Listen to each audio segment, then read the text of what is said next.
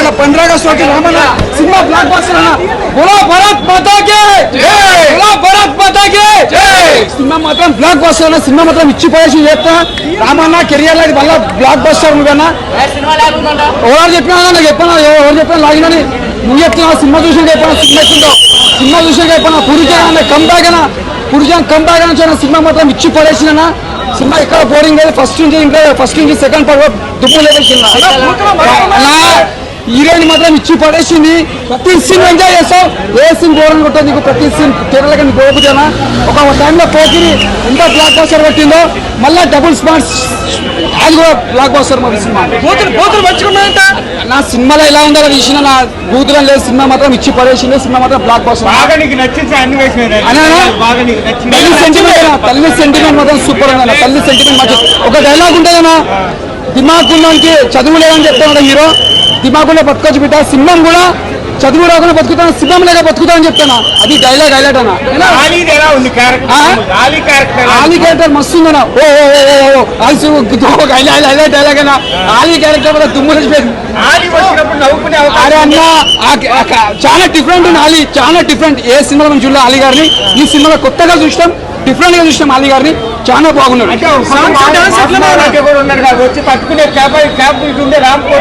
అన్న. ఏ కెపాసిటీ దానికి ఉంటుంది. రామన్న సినిమా పెద్ద బ్లాక్ బస్టర్ నిజంగా చెప్తే చాలా పెద్ద బ్లాక్ బస్టర్. సాంగ్స్ డాన్స్ ప్రతి సాంగ్ చాలా బాగుంది, ప్రతిదీ చాలా బాగుంది. సినిమా చూసే ఎంజాయ్ చేస్తాం. ప్రతిదీ సూపర్ అన్న. ఇంత తక్కువనే బ్లాక్ బస్టర్.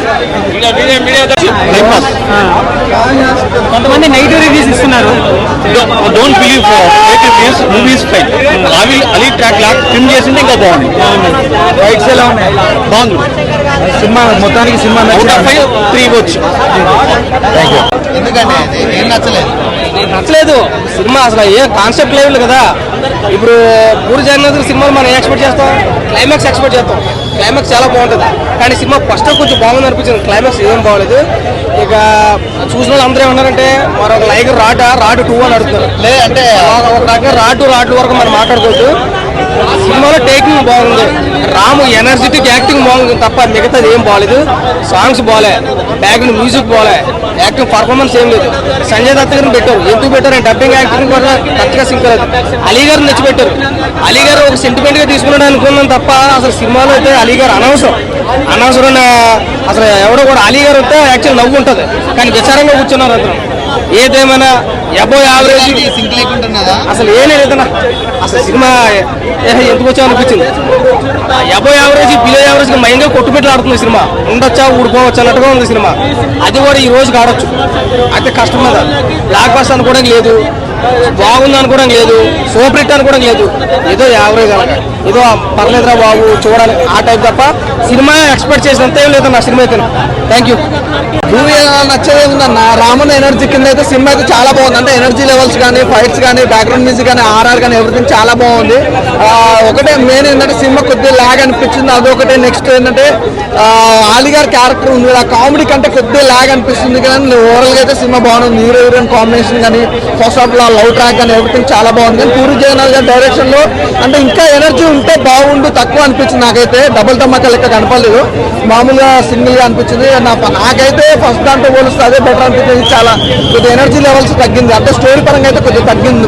సినిమా అయితే ఓవరాల్ గా బాగుంది. మూవీ సాంగ్స్ ఎలా ఉన్నాయి? డాన్స్ కూడా గొప్పగా అయితే లేవు, ఓకే పర్లేదు, వినొచ్చు చూడొచ్చు అన్నట్టు. రామ్ గారి డాన్స్ ఎలా ఉంది? డాన్స్ ఎనర్జీ లెవెల్స్ అయితే అసలు ఎక్కడ తగ్గలేదు బ్రదర్.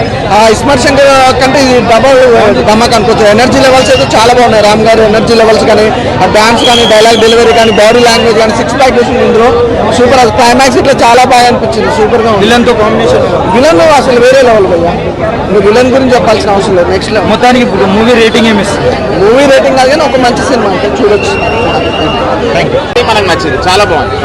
సంజయ్ దత్ గారి క్యారెక్టర్ ఈక్వల్ గా జస్టిస్ చేసి, ఎందుకంటే లైగర్ లో మైక్ టైసన్ తన్నడం కుట్టడం చేసిండు, కొంచెం మనకే బాగా అనిపించింది. సంజయ్ దత్ గారిని ఇలా తన్నకుండా మంచి కూల్ గా తప్పిండు, ఆయనకు మర్యాద ఇచ్చింది.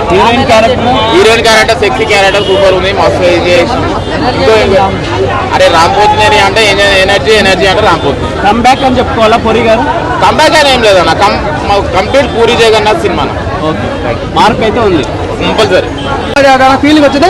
రామ్ పోతినేని కూడా పర్ఫార్మెన్స్ అసలు ఒక్క 1% కూడా మైనస్ ఉంటే ఎప్పుడు అంత బాగా అనిపించింది. ఆలి కామెడీ ఎలా అనిపించింది? ఆలి కామెడీ ఫస్ట్ హాఫ్ చాలా నౌకరం అన్న, సెకండ్ హాఫ్ వచ్చేసరికి అరే కొద్దిగా ట్రిమ్ చేస్తుంటే బాగుంది అనిపించింది. మరీ ఓవర్లోడ్ అయిపోయింది ఆలి కామెడీ అంటే ప్రజలు మరీ ఎక్కువ నవ్వలేకపోయి అంటే పక్కన నవ్వుతా నవ్వలేకపోయింది ఆలి కామెడీ అంత. ఫస్ట్ హాఫ్ ఓకే కానీ సెకండ్ హాఫ్ తన కామెడీ అంత వర్కౌట్ అలా ఫీలింగ్ వచ్చింది. సో ఓవర్ చెప్తాను నిజంగా సినిమా అంటే చాలా బాగుంది అన్న. స్టోరీ లైన్ కొద్దిగా పడుతూ లేచినప్పటికీ పూరి మార్క్ అనిపించింది ఆ సినిమాలో. ఆ క్లైమాక్స్ కానీ మదర్ సెంటిమెంట్ సినిమాలో స్టోరీ బాగలేదని కొంతమంది అంటున్నారు, నువ్వేం పూరి మార్కు కానొస్తుంది అంశం అన్న. రెండు అంటే దేశాన్ని రెండు ముక్కలు చేయాలనుకుంటారు. మేరా భారత్ మహానం ప్రౌడ్ టు ఇండియన్, ఒక ఇండియాని నార్త్ ఇండియా సౌత్ ఇండియా చెప్పలేదు అనుకుంటారు. హీరో ఇంటర్ అయ్యి నిజంగా ఇద్దరు కలపాలని ఒక కొత్త కాన్సెప్ట్ ఇచ్చుకోవాలి. నిజంగా చాలా బాగుంది. బంగారం ఏమని చెప్పిన ఈ సినిమా ఇట్టని చెప్పిన సూపర్ హిట్ అని చెప్పిన ఒకటి చెప్పిన వాషింగ్ పౌడర్ నిర్మా ఈ సినిమా చెప్పితే మీ కర్మ అంత సినిమా రేటింగ్ ఇచ్చుకో బ్రో అన్న. ప్యాకింగ్ 3.5 ఇస్తాను.